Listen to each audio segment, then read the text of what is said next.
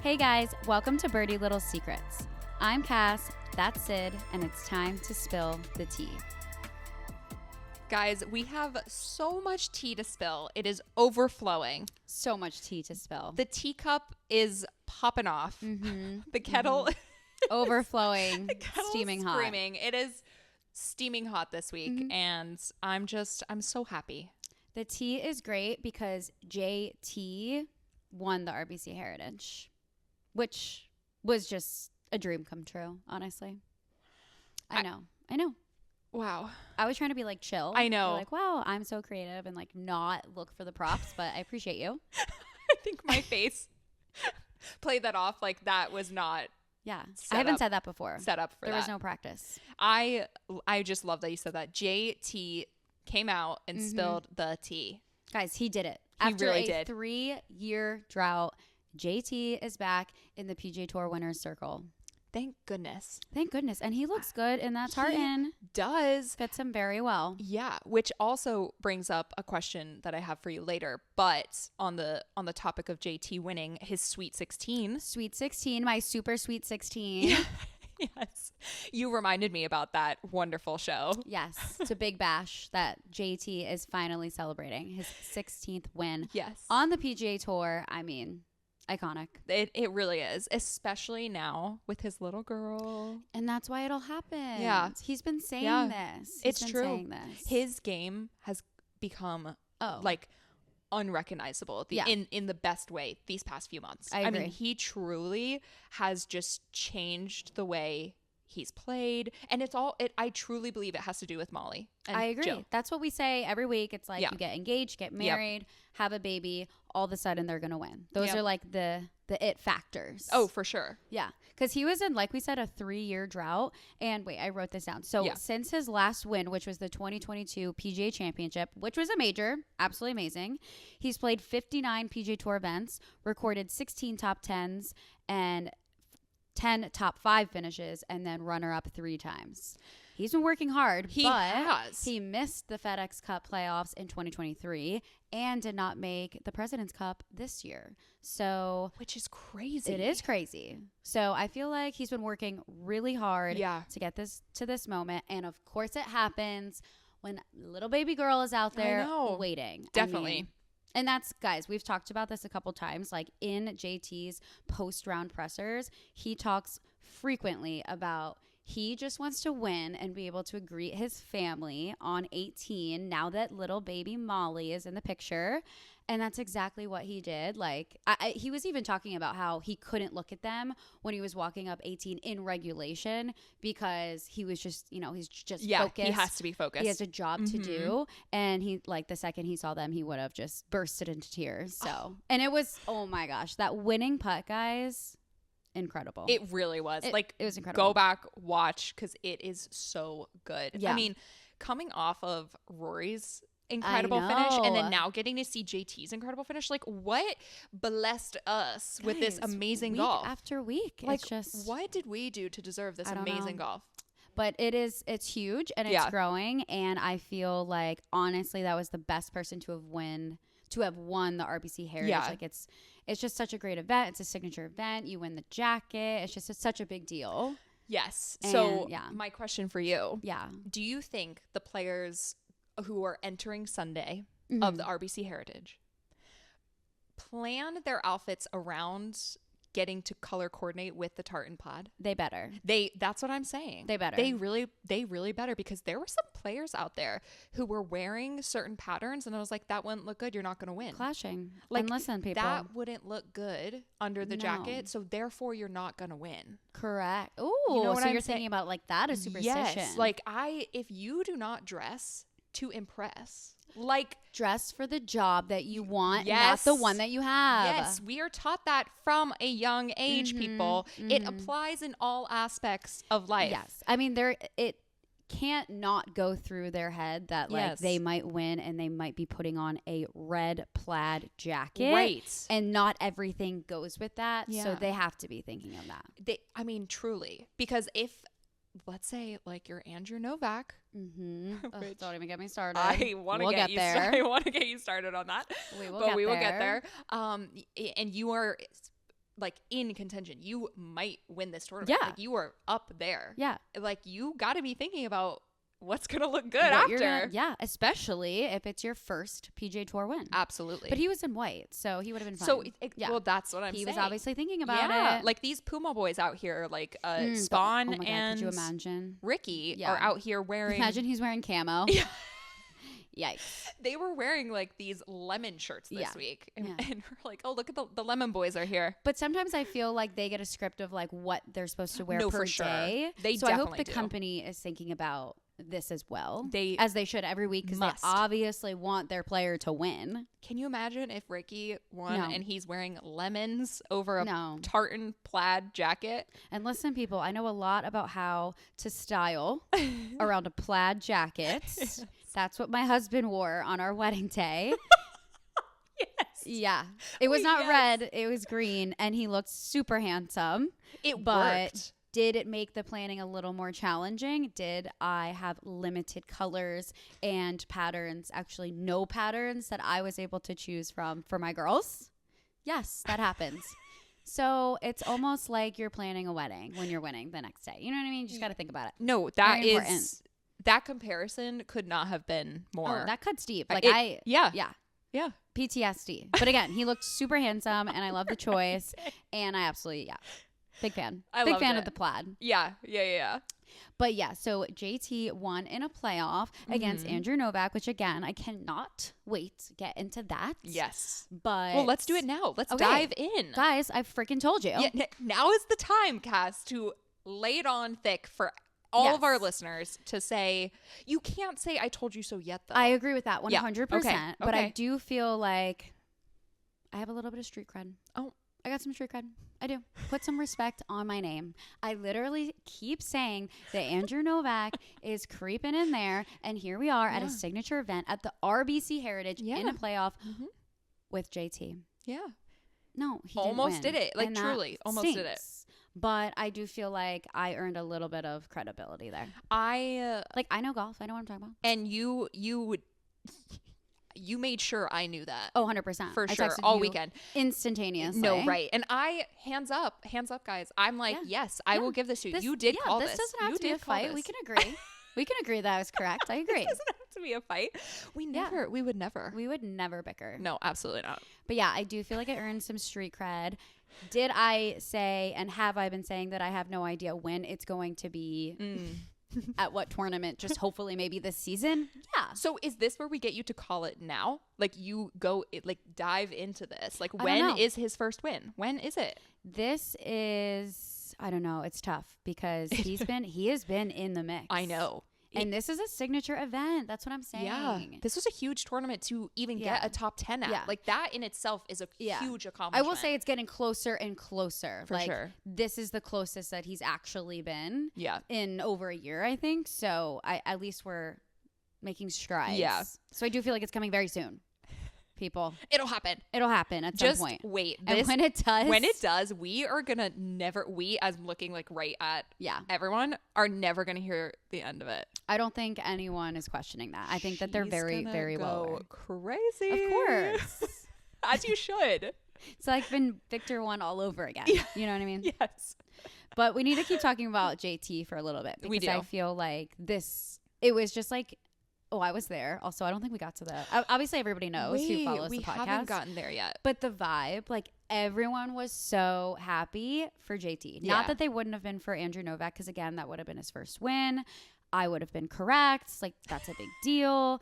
But people were happy for JT. Yeah. Well, he's a part of that original like boy band in golf where I feel like golf really surged. Yeah. After the Tiger era and the boy band came out. It was these young guys like really fighting on tour. Yeah. They're best friends. Yeah. And JT is such a likable character. He really, really is. He's so kind in all of his interviews. He's such a funny guy. Like, how can you not root for him? Oh, 100%. So I feel like it was almost like a comeback for the boys, you know?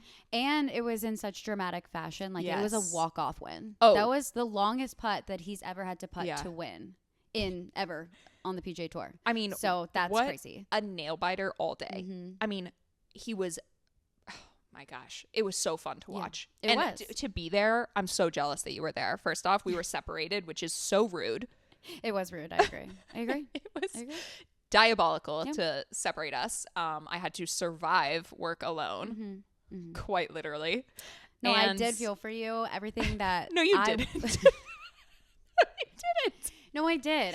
Yeah. I did. No, you were a content queen though out there on the course. Queen. And I was loving every second for you. But I did it for us. Yes, no, I know. Yeah. And that is like your home, away from home. Like that's such a special place for you. So I'm so glad you were able to go. I wish we could go together though. And experience it together.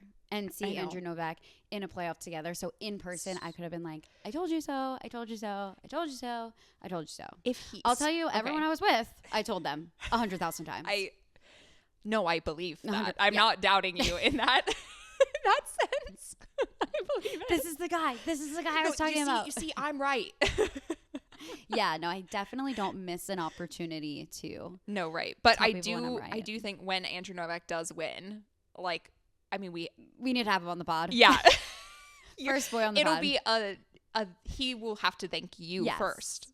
It would be a disservice okay. if he didn't recognize that I have been manifesting this. Okay. Let's also keep talking about JT for a second. I know we keep getting sidetracked. It's so much just to talk about though. It's just the Andrew Novak sidetrack. Yeah, that's all that's been happening so I don't far. think I'm done with that either. Okay, we'll come back to it. Yeah, we'll come back.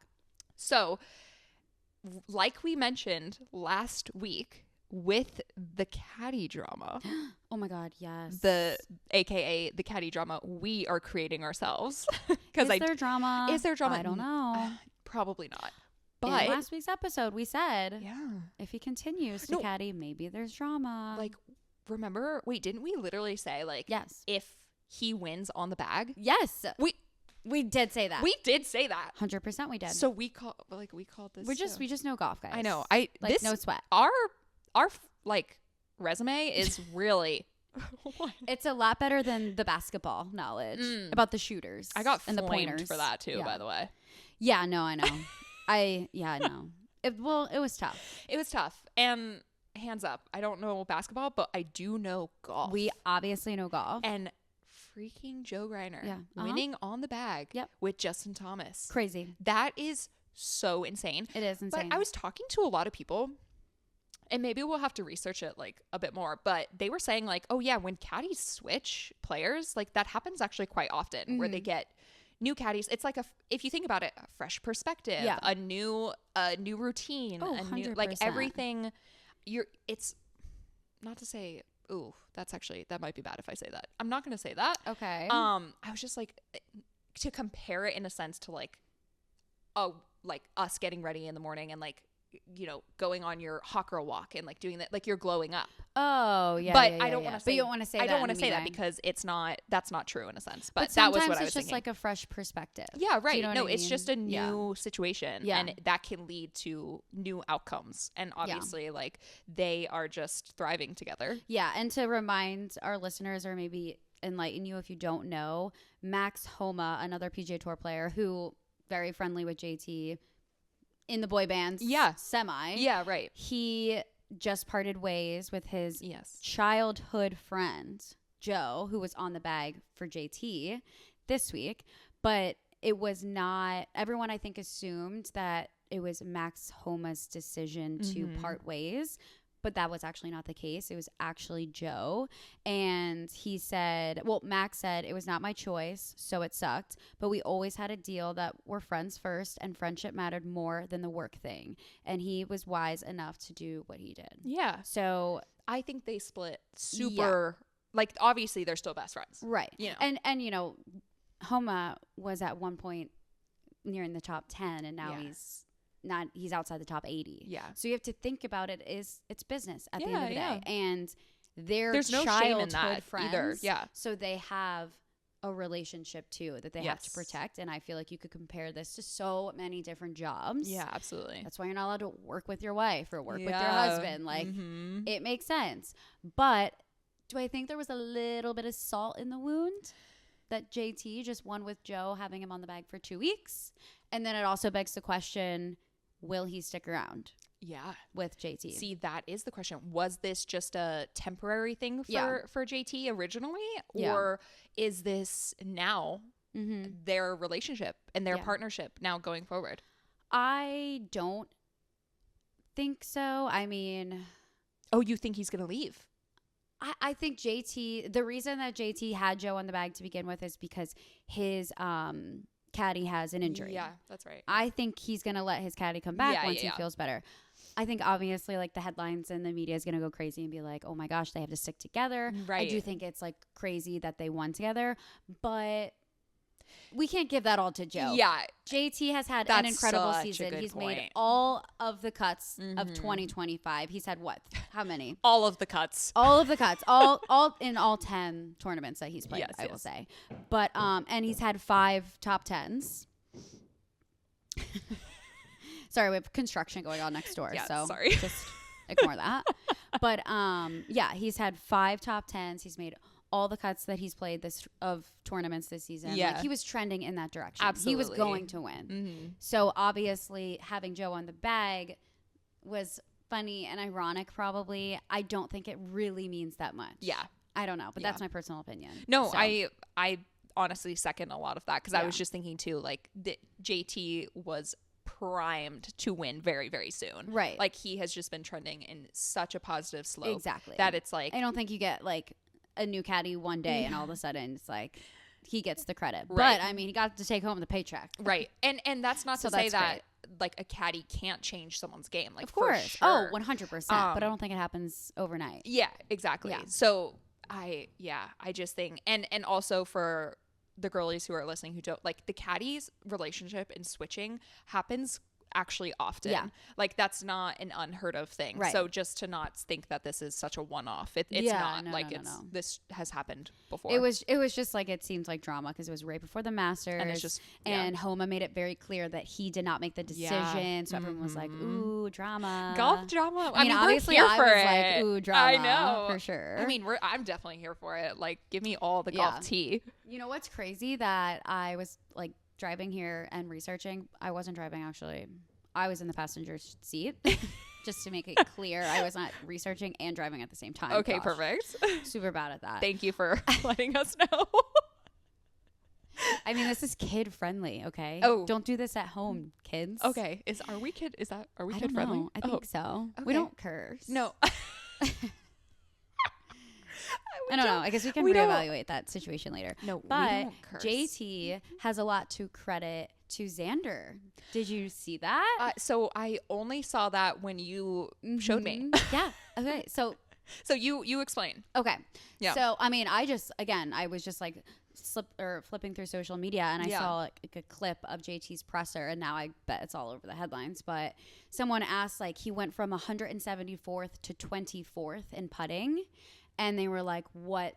Like, that's happened? insane. Like, what did you do? Yeah. And he said that he called Xander Schauffele after the end of last season. And Xander spent about 2 or 3 hours with him and went out with him and gave him some pointers and just talked him through everything. I thought that was so incredibly cool. It is so incredibly cool. To be competitors, but then, like, that's what makes the PGA Tour and golf so interesting to me is that they're a family out there. They're best friends. They're like good to go and ask a competitor like, hey, can you help me?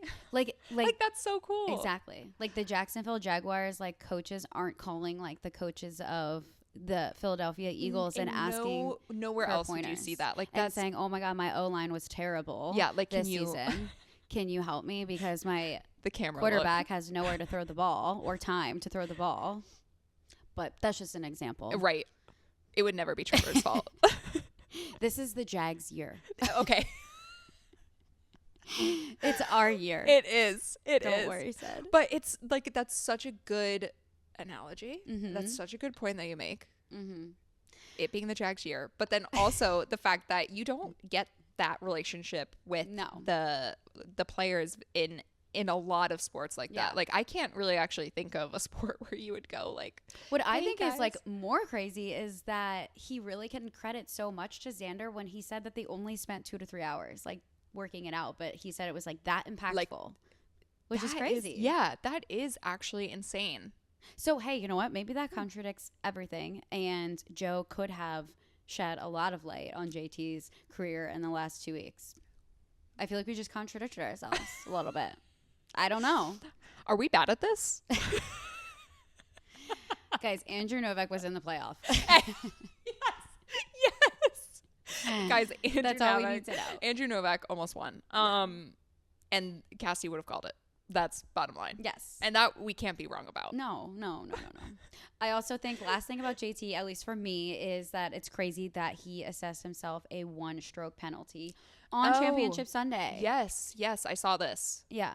What did it say? Hold on. I saw this tweet. So he called a 1-stroke penalty on himself after possibly moving his ball while brushing away a shell in a waste bunker. No one saw it. No cameras caught it. He called it on himself. That could have cost him the win. Yes. I mean, very he still much so. Went into a playoff and had to sink a 20-foot putt to win. Like, there was still lots of drama. Like, he could have just kissed all of that goodbye. But that says everything you need to know about Justin Thomas. Yeah. His moral character, his values. I mean. And what's the point of winning if you know deep down you didn't actually earn it?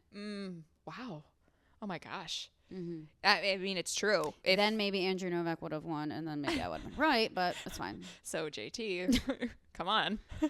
JT. No. But it just reminds me of when Thagala also gave himself a penalty to just, and everyone was like, why would you do that? Like, that's so dumb. But it's like, no. At the end of the day, like, this is, you don't want to win by cheating. I don't know. Like, and even if you can live with yourself, like, internally, it's like, there is the chance that somebody might have seen it somewhere and it'll come out and then you look really bad. I can attest. We have cameras all over that course. Like 99% of the time we see a close up on everyone's ball. Yeah. Like, I mean, we have rules officials in our building, like ready to chime in on things. Like, yeah, and it happens pretty often that we'll get a phone call in the control room and they'll be looking for a specific camera on a specific hole on a specific player to see if they can see what they thought they saw. Yep. And do we have a part in that? A little bit. Yeah. I feel a little guilty every time, and I'm like, oh, please don't. They'll never tell us why. Yeah. They'll just be like, oh, do you have JT in the bunker on, I don't know what hole it was, on 16? Do you have him, whatever? And in our heads, we're like, is this because they're trying to get him in trouble? Because then I'll say we don't have it. Because then I'll say we lost it. Yeah. Then it's like all the footage is deleted. I don't know how that happened. Yeah. No. But that is crazy. They, that he called a penalty on himself and could have changed so many things about that day. And even too, if you think about it, having to call a penalty on yourself, like, to stay in the mindset of like, I'm not going to let this deter anything about what's going to happen when I reach 18 green. Yeah. Like, I'm still going to. I think it comes with a lot of things. It's like, it messes up your groove. Yeah. It like puts a pause on your day. You have to wait for the official. You have to explain everything. Like, it just seems like really puts a lot. Well, speaking of like putting a lot of pressure, not JT doing a walk and talk as he's with Golf Channel as he's like leading the tournament. I audibly said that. Like, I was like, what is he doing? I was like, this is, and also before, like while he was on the range, he was interviewing. Yeah. And I was like, that's so bizarre that he's doing an interview. See, I just love that. I love when a man backs up the words he says, because let me tell you. Yeah. Let me tell you, when men are out here saying that is not where I thought we were going. Saying whatever, just saying words that have no meaning. No, JT backs up his stuff. Who hurt you? Like, should we unpack this? Are you okay? I'm okay. Let me step back. I thought you were gonna say, because JT earlier said to the media. I was getting there, but I think I needed the trauma to come out first. Okay, but no, I'm okay. Sydney's going through something, guys. She needs her little birdies to I know. have her back. But really, who can relate? Who's with me? Put a finger down if. Yeah. Raise your hand if you're in trouble. Yeah. No, so JT earlier this year, he said, like, we need to give the media more access to our lives. Like, we're here to like shed light. They're here to ask us questions, and we're here to grow the game. So the fact that he was literally leading a tournament, doing a walk and talk with media, like that's insane. Because a lot, and me as well, like I think we shouldn't ask the players who are leading the tournament to do that. Like I think that's like they're in the mode to like mode. In the mode. They're in the zone. In the zone. They're in the mode. They're in the mode. They're in the zone to win. They're in the mode to win. I still think that's correct. I think that should be the new. They're in the mode to win. They're in the mode. They're in drive. In gear. In the zone. Auto zone. Oh, okay. We're getting so far out of hand. Yeah. And this is all just to say, like, what a guy, JT. What a guy. What a Seriously. guy. And like so incredibly happy that Molly got to be there for. Oh my gosh, so cute. All the videos of him playing with her, making her laugh. I cannot even. Also seeing him sink that putt, and then like you see another camera angle of Jill and Molly, and she's got her in the little, and she's like jumping up and down. So funny. And JT's dad being there. Yeah. Ugh, I love it. It was a good tournament. It really was. Really good tournament. I mean, seriously, like I said in the beginning, back to back, like amazing golf we get to see. And I'm just so happy that we got to talk about it. I agree. Yeah. And do you feel better now? Because you wrote in our notes, just so everybody can see. Kassidy's on site at the RBC Heritage. She left Sydney all alone and abandoned her to the PGA Tour. But she slayed the concept game. So I feel like there's a little bit of like animosity. You left me. You left me. And my but I did life, it for us. I know. Do you know what I mean? It's that's like sacrifices. Yes. And I was taking the brunt of that sacrifice. I was. She was not in the mode to work. Can that just be a clip? Can that just be the clip? Mode to work. No, I wasn't. I truly wasn't. But you did. One, because I was so sad I couldn't be with you, because you need to tell us about what it was like on the ground at RBC. Oh, it was so much fun, guys. Like, I just love it. Everybody already knows it at this point, but this is where my in-laws live. It's where my family lives. So it's just, I've been going to this tournament for years, and every year I just feel more connected to golf. So it's like every year it just feels better and better. But this year I got to connect with you guys and the Wags, and I got to meet a few of the girls in person because they're always traveling. So I don't always get to meet them, or we meet them over screen. So it was nice to put an actual like face, and then we got to ask some fun questions. We got the tea. It was a lot of fun. Definitely go check out our socials, because all of that content and more is coming. More.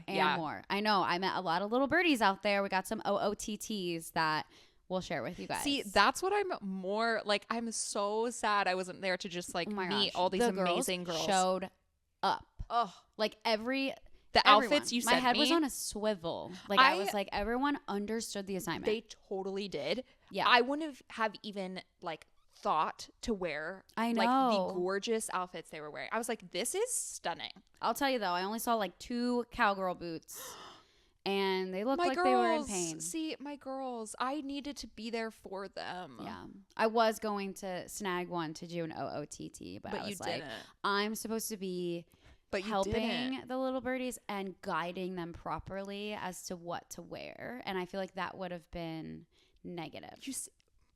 You see, this is why I needed to be there with you. This is why it would have been like cowgirl conflicting boot and girlies. It would have been confusing for our fans and our listeners. No, but I see, I see you're. So then I would have made you wear boots all 3 days. That's what I would have done, and had you walk around. I would have done it. Do you know how many steps I calculated on Thursday? I would have done it. 20,000. I would have done it. 20,000. And I would have, just so we're clear, slayed. I don't know about that. Well, you would have slayed. You would have looked great. You would have looked great. You're like, no, you would not have done that. Yeah, your feet would have hurt a little bit. Okay, maybe they would have. But to be there for what, like, I'm gonna die on this hill. Yes, you are. This is why I need to go to the tournament and to prove you are going to die on that hill with amputated feet. Prove you wrong. Yeah. Just for a day. And I need to be there for my Cowgirl Boot girlies. But you're not allowed to prove me wrong this week because I was right already. Like, enough. So I win. Right. But I thought you said it didn't have to be didn't you say it didn't have to be I said it didn't have to be a fight. Oh, okay. But I feel like you're turning it into that. Oh. A little bit. I don't think we're fighting. You know who else I met in person this week? Ugh. Rub it in some more. What? Who? Jenna Hughes. Oh. Do you know who we have next on the podcast? Jenna Hughes. We are so excited to introduce our next very special guest. She is a WAG who's heavily involved in the PGA Tour Wives Association. Her husband is a 2-time PGA Tour winner. Jenna Hughes, welcome to Birdie Little Secrets. Thanks, ladies. Yay, this welcome. is fun. We're so excited to have you on. We get so giddy when we have like the WAGs on because it's just like we love hearing the behind the scenes stories and all the details of like what it's like on tour. Yeah. And before we get into literally all of that, which I feel like I'm so excited for. How did you guys meet, you and Mackenzie? Oh boy.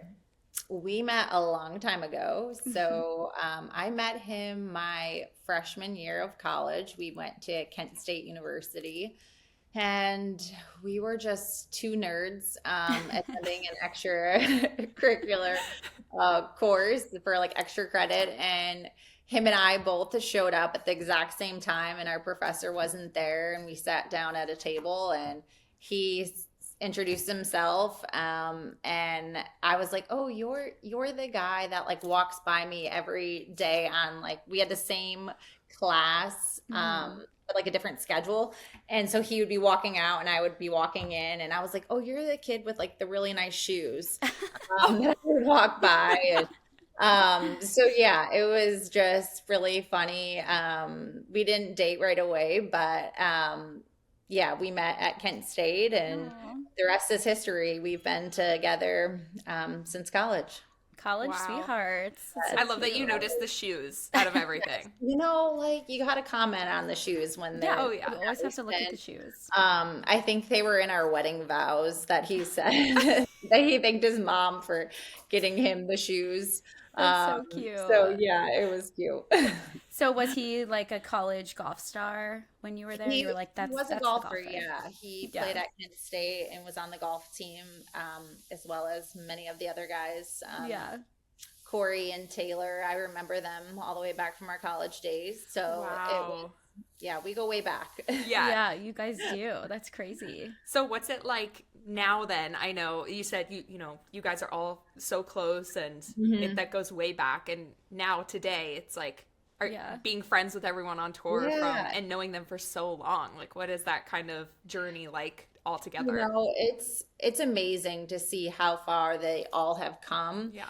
And it's really unique that it happened all together at the same time, you know? Like, I think they're only 1 to 2 years apart on tour. So it's pretty amazing that they all have been able to do it together and be each other's supporters, and us as wives, like we, you know, couldn't be more proud of them, but we're also great friends on and off the golf course, and we hang out a lot together, do dinners, and our kids are friends and of the same age. So it's a really unique chapter that not many get to have that experience all together. Yeah. That I was just about to say, like, not only did you see them like through college, but then you all got married. You have 3 beautiful children now. Yeah, like that's so crazy. Yeah, I know.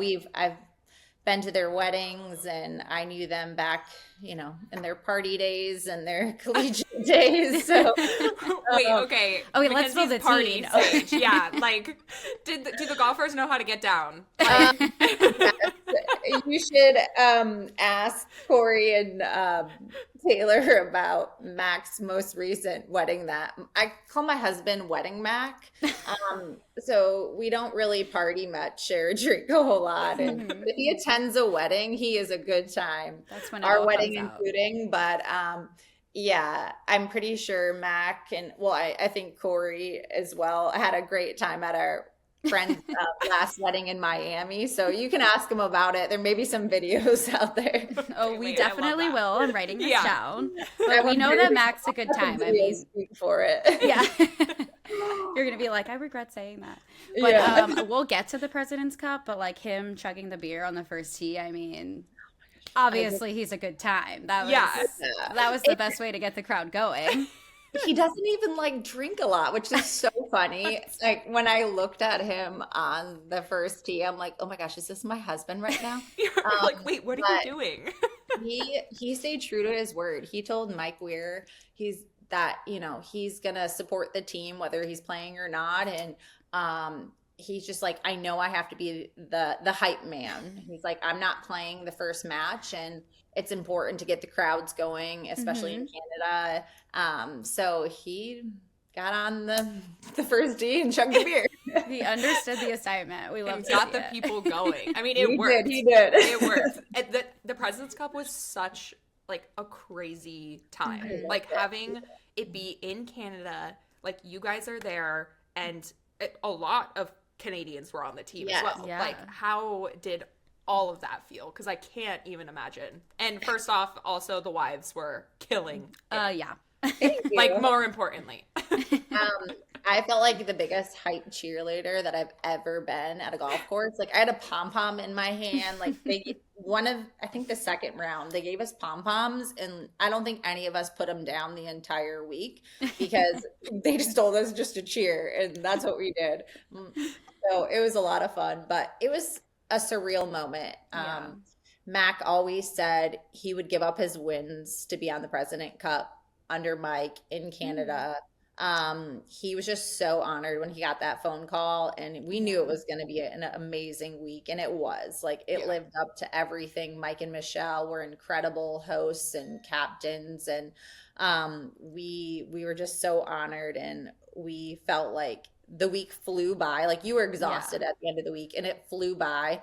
And then we got home and we just all crashed. Like you were so tired at the end of the week. Yeah. Yeah, I mean, I think it's interesting you said he would give up his wins when he won in 22. I feel like that win was for getting on the President's Cup. Yeah. The next time around, since it was so hard that he didn't make that team in 22. That just shows like how much of a team I think player he was, and how much he wanted it. He was just so honored, and he knew it was gonna, come down to the wire towards the end, and he's like, he could pick me, he could not pick me. And when he got that phone call, I actually wasn't there, but Mike called I think a day earlier than what he said he would, so he was just so excited, like a kid in a candy shop when he came home. He actually had our oldest son tell me that he made the team, and he was just like beside himself, so it was awesome. Wait, that's the cutest story. And I can't even imagine the emotions like that you guys were feeling. And for it to be in like at home I feel like that just means so much more. It does. I don't think he took ear pods out of his ears for 2 or 3 days because he was so nervous he was going to miss the phone call from Mike. That's so cute. That's such a cute story. Like he was just walking around the house in his ear pods and like working out and like everything, just had them in his ear at all time. And then the moment he took my son to baseball practice and he was out there like assisting the coaching, and he got the phone call and he's like, oh shoot, and he runs away from all the screaming kids to take the phone call. And the one moment he didn't have them in probably. Isn't that how it always works? It reminds me when like back in the day you had to keep the line open. It's like no one touch the phone. You can't go on AOL. Lock up your internet and your phone. That's so funny. Oh, but that's so adorable. Wow, you must have been so proud of him. Yeah, I was. I still am. Yes. Yeah. But also selfishly like, okay, now I get to be with my girls in Canada. That was so. We had the best ladies. They are so much fun, and they just. Everyone was so nice, and just it was such a fun week. And I hope we can do it again. The international team, like wives, were you guys were hyping up the crowd like crazy. Cass was working, but I was walking around like enjoying myself. And so many pictures and videos probably of us just like screaming. Yes. But we're like, we can't play, so we could just be a good time and cheer them on as much as we can. So no, it was awesome. Such fun. I remember one of my souvenirs is actually one of the wives, and I wish I remembered at the time, but I was like so starstruck and just having the best time. But you guys were passing out flags, and one of the wives just came over and handed me a flag, and she's like, that's my husband. Go follow this group. And I was like, girl, I'm here. I'm walking this whole way with you right now. Like, I'm gonna do it. The flag is on Sydney's desk right now. It is. We appreciate the support. But okay, so you weren't there for the phone call, but were you there for either of his 2 wins? I was actually there for both wins. Okay, so let's dissect that. Let's start with his first win in 2016, the RSM Classic. Yes. Where were you? What were the emotions like? Oh, both were in a playoff as well. Both were in a playoff. I mean, no stress there. Crazy. No, not at all. We had just gotten married after his first win. And it was in Sea Island at the RSM Classic. So we had gotten married the month prior, and I was still working at the time. And I drove down by myself, I think Friday, to watch him play on the weekend, not knowing he was going to win.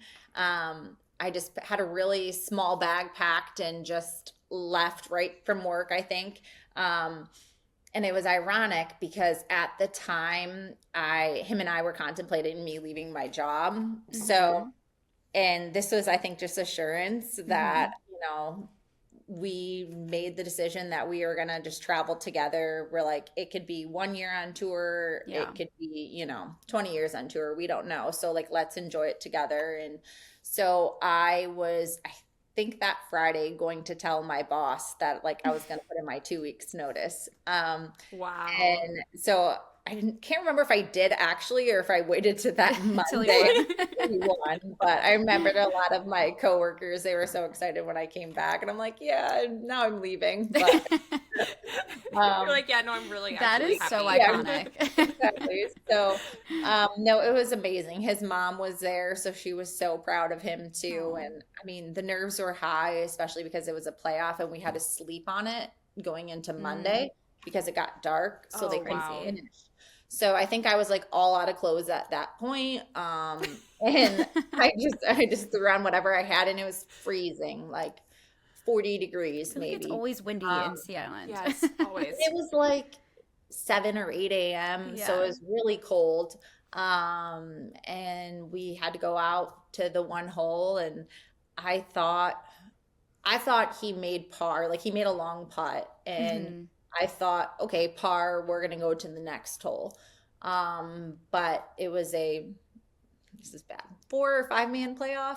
And everyone after just started missing. I think it came down to the last guy, and I'm like, oh my gosh, if he misses this, like Mac wins with a par. Yeah. And that's what happened, and it was incredible. So that's so exciting. We loved like the celebration. We had so much fun. We drove back home to Charlotte like right after, but our friends were great with celebrating. And the second win, I was actually super pregnant with our daughter at the time, and so that was really special moment. We were there the whole week this time, my boys and I.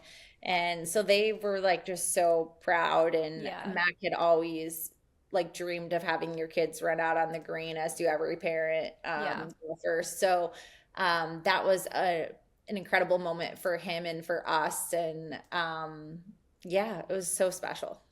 That sounds so special. I mean, okay, newlyweds, then he wins. Then you're pregnant, then he wins. I feel like something is in there. We talk about it all the time on the podcast. Like, it's like when somebody has a baby, they win, or get married, they win. Just like you're living on this like high, I think, of life. And I say it all the time. Like, if you don't know the wife's pregnant yet, if their husband's playing really well, you're like, oh, it's coming. Like, don't worry. Wind's gonna happen. So funny. You have a baby or something here soon. There's a life event happening aside from the win. Yes, exactly. Very rarely, I feel like. Yeah.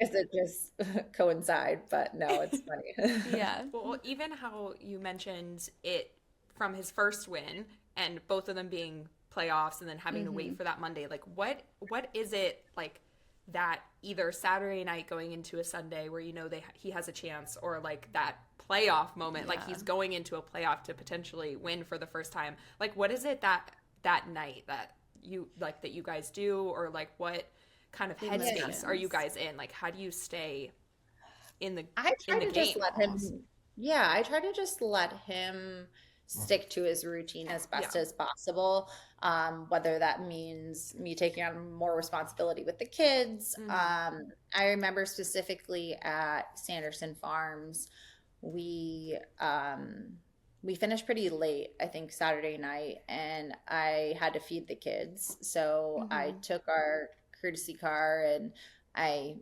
ended up, I think, Uber Eatsing or Door Dashing, but it was a pickup and it was like across town on accident. So I went to get it and he was like, okay, I'm going to stay back. And he's got a pretty good routine of, hitting balls after putting, but then sometimes he'll go get stretched. And I remember him just being very direct, saying, listen, I'm going to go hit balls, putt, and go work with the trainer and maybe get a quick workout in after his round. And so I was like, okay, I'll just go do that. And we got our food and we came back and I opened the hatch of the car and like the kids and I are just having a picnic in the parking lot at the golf course, like waiting for him to be done. But I didn't want to interrupt him. And I just said like, hey, we're here. We're just eating our food. So he came out and joined us and we just had a picnic in the parking lot in the back of the car. That's so cute. I feel like that's such a core memory now. Yeah. And then the next day, again, I just let him stick to his routine and I don't really ask anything of him. And I think it goes back to RSM as well. Like we talked a little bit about it, like what it would mean, but we try not to get too far ahead in a situation like that. So we just try to distract ourselves as best as we can and usually just like dinner or watch a show or now we have kids. So we just put our focus there. Take care of the kids.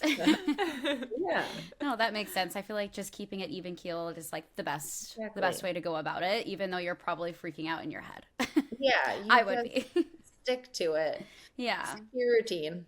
Yeah. So speaking of the first win and the second, like that was a pretty large gap between the two. And now knowing this, you quit your job right after the first one. What was that like? That 6-year gap? Like, was there a little bit of stress about quitting your job? Was it just like, this is our new life, or? Yeah, I don't think I ever had any stress behind it. I knew I could always go back and I still know that, like, finding a job, but no, there wasn't really any stress. I mean, he locked his card up. So with the win, because he won so early into the season, it was basically like he had 3 years on tour that were a lock. So that was reassurance right there in itself, that we knew he couldn't lose his card then. And then the following 2 years, I mean, he just played really well. And I knew a win was coming. I feel like wives can kind of sense, especially like when their husbands are playing well, like, know, you're so close, it's going to happen soon. And I truly felt that, like, he was just long overdue. He had a lot of close calls. So no, I don't think I was ever nervous about it. Yeah, that's good. It's great to hear that, because that is something that we talk about all the time, just like how much it means to just not just win, but like have your job security, have your card, and just get that exemption. And we say it a lot, but then like hearing you guys actually say it and it's something that you talk about and actually feel it's really cool to hear that, because I don't know. It's just at the end of the day, it's a crazy life that you're living, but it's also his job, and like to have that security is so, so important. So we love hearing that kind of like inside scoop about it. Yeah, many people don't realize that, like, especially in the golf world, I mean, you can have your job locked up this year and then not have a job next year. It's not like you're playing in the NBA or the NHL or anything like that, where you're under a long contract. So it is unique, and it can be stressful at times when they're not making cuts, and you have, bills coming in, I'm sure. But at the end of the day, you just have faith in your husband and that things will work out the way that they should. And and they do. So for the best. Yeah. Well, even talking more on what a crazy life that it is being on tour, and now you have kids and traveling with them and doing all of the things where it was easier when it was just you and Mac. So how is that then with the kids on tour? Well, have you ever been a part of a circus? That's what it looks like. Traveling in and out of cities. Can imagine. No, it's wonderful. We love traveling. We don't travel full time anymore, but still a good majority of the tournaments we attend. My oldest is in school. So depending on his schedule and when we can sneak away, we do in summers. But yeah, life with 3 is an adjustment. 2 is, any kid you add to the list, it gets harder just because you're outnumbered. But it's travel days are chaotic. We look at each other some days and we're like, that was rough. But some days are good, some days are not. But I think the hardest part is when I travel alone with the 3. My daughter is 2, and then our middle is 4. So that's a hard age to fly. A quick flight, okay, we can handle, but I'm not doing any cross country by myself right now with them, because they're bored. They get bored easy, and a show can only keep them sitting in their seat for so long, or snacks. So no, once we get to the city, it's typically easier, but it's then on me. I try to allow Mac, to get in the mindset of a tournament. So I continue to have the majority of the responsibility and try to keep them entertained early in the week before tour school starts. We do a lot of zoos and aquariums and just places that cities offer. Try to find anything to entertain them. That's hilarious. So and we just try to stick to our normal routine if we're in a house of cooking and doing laundry, everything that you would do at home. So so the kids this is why on you're the also course important. And when you take the kids to the course, how are they kind of like, what is golf? This is silly, I don't like this. Or are they can you tell they're kind of getting into it too now? My oldest is he's 7, so he's actually in a little junior golf program here in Charlotte. So he's starting to understand what dad does, and what a cut means, or what a special tournament. He was watching the Masters last night with Mac, and so he's like, this is the Super Bowl of the PGA Tour, or, what you do, Dad, right? And he's like, yeah, pretty much. And he's like, well, the President's Cup is too. So it's funny how he starts to asking the question. recognize certain things and how important they are. Wait, was Mac the one that was like, wait, no. Also the President's Cup. Don't forget, I was in that. Because when he made the President's Cup team, he told them in reference, he's like, this is kind of like making the Super Bowl. So it was cute, but he understands it. He likes to go out and watch now. We try to do maybe 1 rounded tournament with him. He's still not fully engaged the whole time to do all 4 rounds. The other 2, I don't even take them. Unless I have to. They stay at tour school and they're content. They're happy there with their friends. But no, they don't know how to be quiet, any of that. So that makes sense. Unless he's in contention, then I'll go get them. So does your oldest know how cool his dad is, and when he comes home, from his friends, he's like, my dad's a professional golfer, this is what my dad does? Just recently he started to understand what he does, and I think he thinks it's really cool. after a round when they sign autographs, he acts as like Mac's agent, and he like goes to his golf bag, and he'll get a golf ball and get golf gloves, and he'll be like, Dad, oh, this kid, can you hand this to him? And can you sign this, Dad? So he thinks it's really cool to, help other kids his age and give him something so cool. Special. So he sees that, and now he wants Mac to sign everything that he has. Like, Dad, can you sign my golf ball? Can you sign my hat? And he's like, Bud, I'm your dad. Like, I don't have to sign that. So that's amazing. He's connecting the dots now. That's adorable.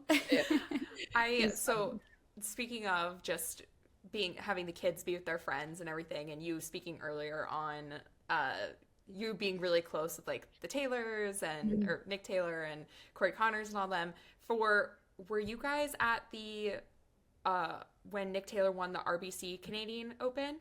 You don't even want to hear this story. No, now I think I really want to hear this story. We were about 7 minutes away. Okay. Our kids decided to throw up in the car. And they got sick, like simultaneously. And I'm just like, oh my gosh. So we were rushing to get there to be at 18 to celebrate. Yeah. And just one after another, they just throw up. And I'm like, oh my gosh. That's crazy. What timing is this? So we had to pull over. We're, I think, in a rental car. We had to like clean them all off. And of course we were, I think, heading to the airport right after. And so Mac's like, okay, well, I guess I'm gonna watch here from the side of the road Nick win. And we did. Oh my gosh, that's crazy. Again, it's a traveling circus. You never know what you're gonna get, what hiccup's gonna come your way. Yeah. It's like, how did all the kids at the same time know? Like, no, this is the moment. It's like, no. My kids usually are in sync when we get sick, so it's just par for the course. Like, I knew it was gonna come. That was a perfect way to like wrap all that up about having kids on tour. There you go. It's like the just best like story. Every other parent. But you're a veteran at this point. You've been living this life for a long time now. Is there any advice that maybe you would have to a newer wife on tour, or girlfriend or fiance who's just entering all of this? Yeah. Oh, what do I tell people? I always say embrace it. You don't know how long you'll be out here. Quit your job if you can. Travel with your husband or your boyfriend, and just enjoy it together, because it may, like I said, maybe 1 year, it may be 10, it may be 20, you don't know. So try to enjoy it together. The PGA Tour is a family, and there's so many cool, unique opportunities that we are able to do each week, and it's not a normal life. It's very unique, but it's our life, and that's all we know. So just try to enjoy it together. Yeah, that's perfect. Oh, that is good advice. And do you have like you've given us so many fun, special moments, but do you have like one memory that's like in your many years on tour now that really stands out, where you're like, oh, like I'm going to remember this one? Yeah. I would say probably the President's Cup. Yeah. Like that's probably one of my favorite, like aside from his wins. That was such a special week and a different week that isn't normal golf. So I would say that's probably my favorite. Yeah. I think that was a good one. It is a good one. And especially the gala with like all dressed up and stuff. Yeah. Like loved seeing those. Fun. Everyone looked so gorgeous. So that was special. Yeah. But okay, so we teased it a little in the beginning. You're very involved with the PGA Tour Wives Association, which we have now partnered with, Birdie Little Secrets. So can you give us kind of like an overview of it, and then your role as the VP of Treasury and Fundraising, I believe? And then it changes every year. It changes every year. So the PGA Tour Wives Association, we are a 501c3 nonprofit. So our mission is to help children and families in need in the cities that we travel to on and off the golf course. So we almost every week have something going on off the golf course with a local charity, either through the golf tournament or one that we have created a great relationship with. So yeah, it's a wonderful organization. We have, over 120 wives are a part of it. Many of them are very active in the organization. So awesome. We have very veteran wives, we have rookie wives, we have girlfriends, we have everyone a part of the organization, all giving back to great causes. Love that. And then you have this a lot, like you said, a lot of charitable events, but you have the silent auction coming up, and we definitely want to spread as much information as we can about that. Yeah. So can you tell us what that's about? Yes. So we've been working on this silent auction for quite a while. I don't think we've had one in a couple years. So we have some really fun stuff out there on the auction website, a little bit for everyone, whether you want to go on a trip, whether you want some wine, whether you need kids clothing or sports memorabilia.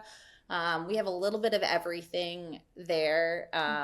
We really tried just to tailor to everyone. So take a look, check it out, make some bids, help us. All the proceeds will go back to the PGA Tour Wives Association to help those children and families in need. So it's a great cause. It's going live on the 15th of April, and it'll run till the end of the month on the 30th. So make those bids and help us out. Yes, everyone definitely go check it out. It's just supporting such a great cause and organization, and every day we're adding something new. Another company's reaching out, or a lot of the wives have gifted memorabilia from their husbands. I know Max Homa's wife Lacey donated some, and there's a lot of golf flags, I know, and every day I look at it, I'm just like, more and more things are coming up. There's a couple Scotty Scheffler flags out there. So I'm already eyeing up some things that I want to bid on too. Exactly. So the girls listening, this is Christmas gift coming up. Like, you got to think ahead. Father's Day. Father's Day, Mother's Day, Christmas gifts. Just this for is yourself. The perfect thing, especially for the person who loves golf in your life. This is it.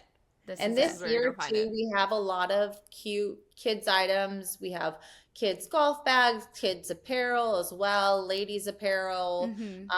But there's also non-golf related items there too. There's a Traeger grill there, cool. So perfect for your dad or your husband who loves to cook. Would be a wonderful Father's Day gift. Yes. So everyone check it out, take a look, and help a good cause. Oh, perfect. Well, we love being able to share this and be a part of this organization with you guys. So we're just so excited. Yes. Thank you. But before we let you go, we have to ask you what we ask all of our guests. We are called Birdie Little Secrets. So do you have a Birdie Little secret you can share with us about life on tour or at home with the kids or Mackenzie? What would I share? It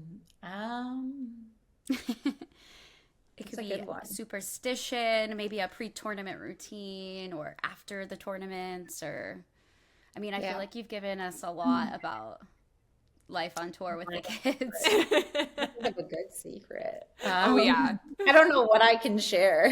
We learned that Nick Taylor loves Mario Kart. About my husband. It doesn't have to be.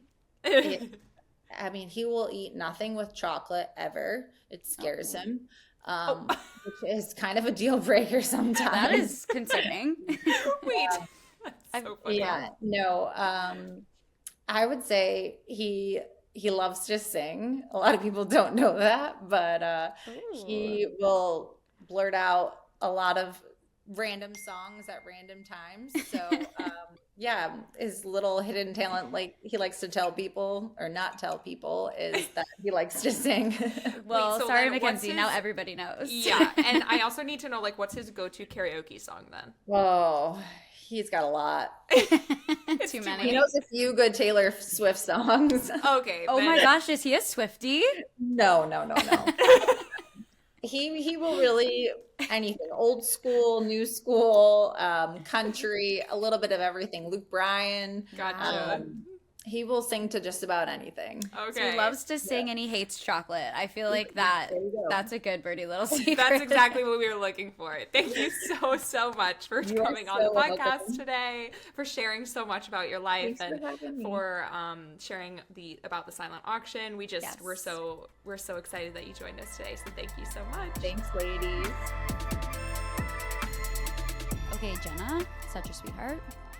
So much fun. I just loved, my favorite part was hearing about the President's Cup. I mean, that was so good. And I mean, we couldn't have planned it any better that he played so well at the RBC Heritage. I kept looking at the leaderboard and I was like, let's go Hughes. Yeah. Team Hughes. I'm so here for this. Like, I wanted him to be so close to the top. I feel like we're good luck. Like, it's trending in that direction. It's so true. But again, I feel like we've been giving ourselves a lot this episode. So we'll be humble now. We?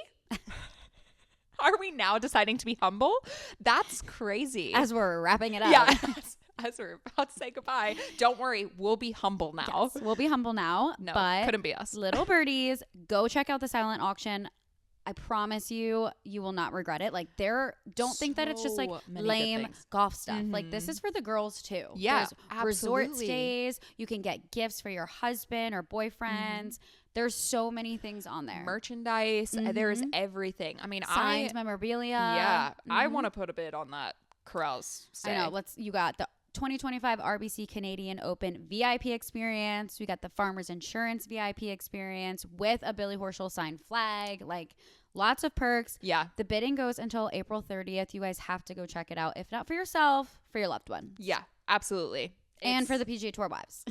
Such a great. We love and support. We do. Such a great cause. It, like, seriously, the money goes straight into the charities that they support. So it's really a gift for good. Oh, cute. Thanks.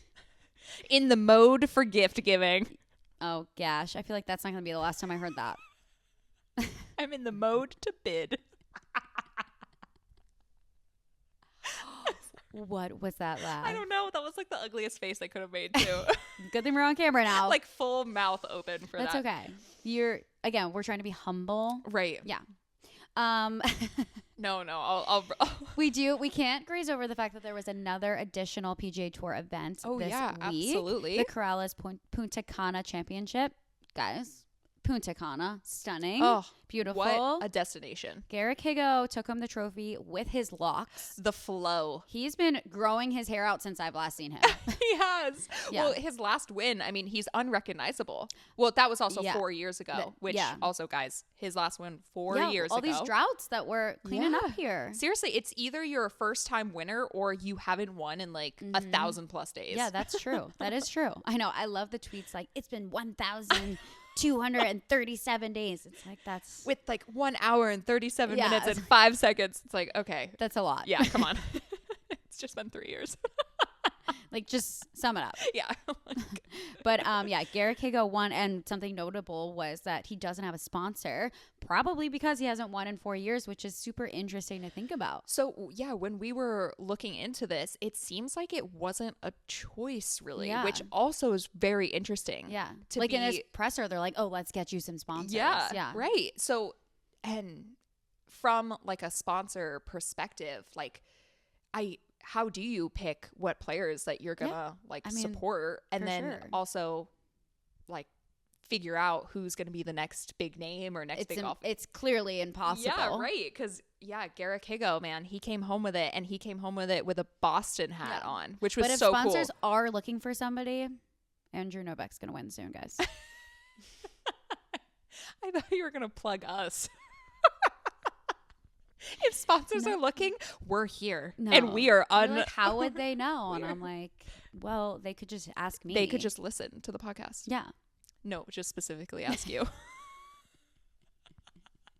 Exactly. Got okay. This, yeah. Okay. And so sad for Joel Damon because he was wire to wire. He was going to win this thing. And then he went bogey, bogey, bogey. When you look up Corrales Punta Cana 2025 and you're expecting to see Garrick Higo's name on the headlines, it's actually so many of them are Joel Damon misses he was out wire on to wire, and leading every round. The putt one of the putts he missed, guys, which I think was the one to like determine if it was either made par or bogeyed that hole.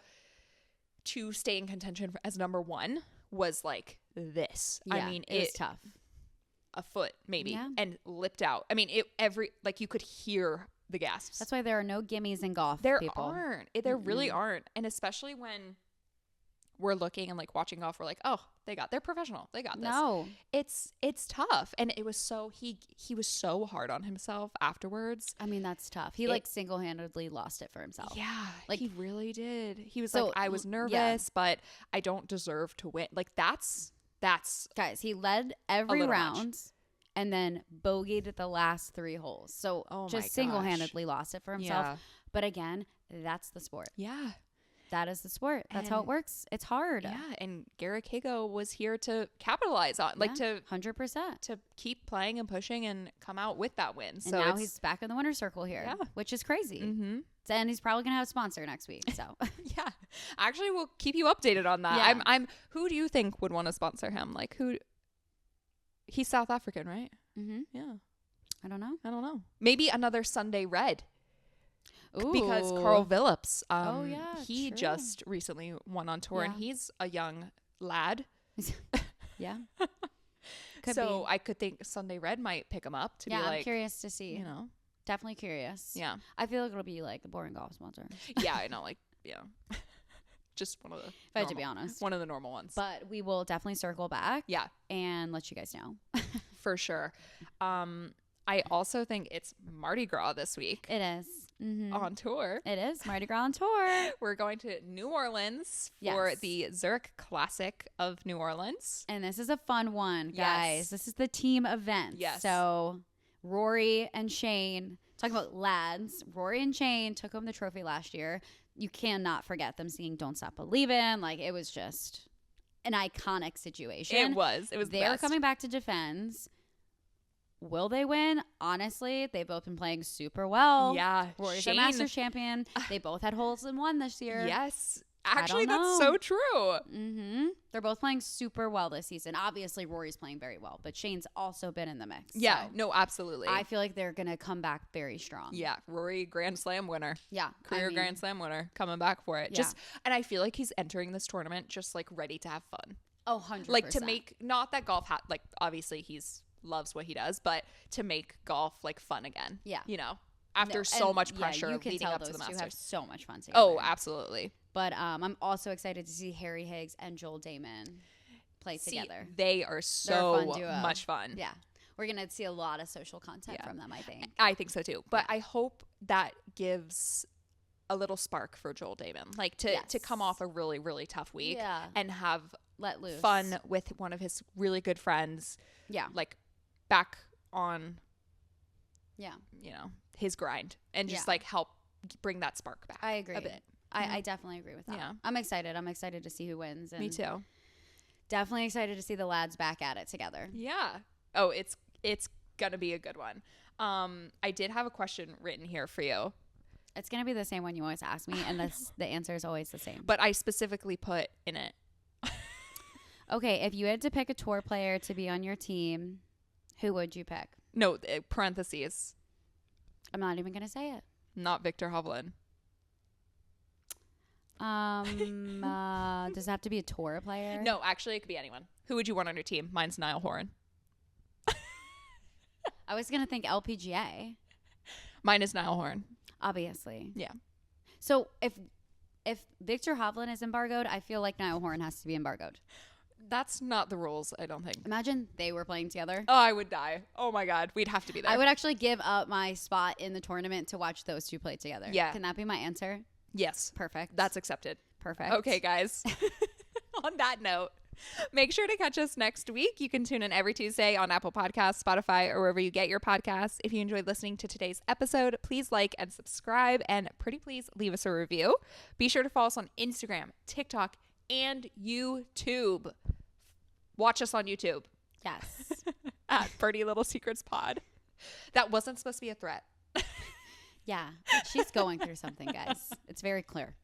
Thanks, guys. See you next week for more tea.